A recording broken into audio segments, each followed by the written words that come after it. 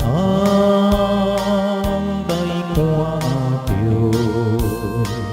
hồ dung ê tiếng nhà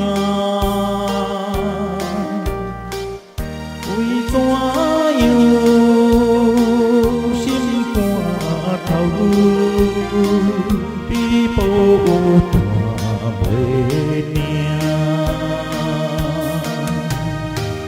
ý tông si yêu yêu trong心做我去打拼無意今你到等待等到會心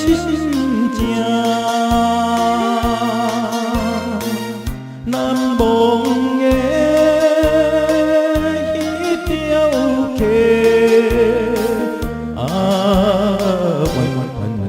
留聲，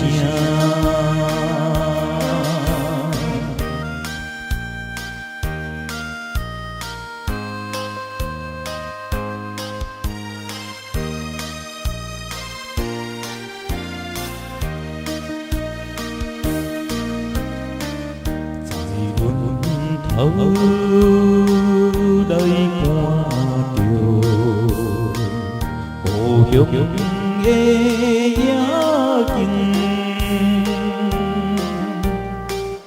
為怎樣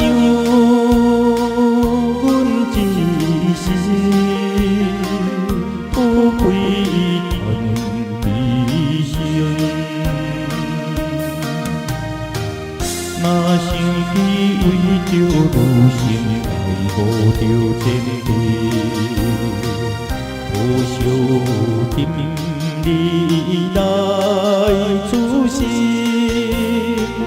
動動的男兒，閃時的迄粒字，對阮了恨意。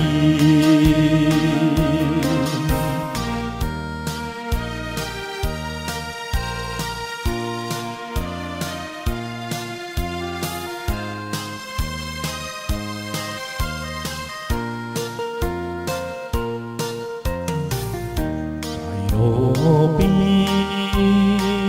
來看著故鄉的月亮，為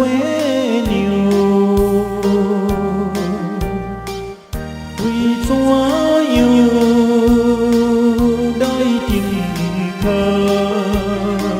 心內茫茫想。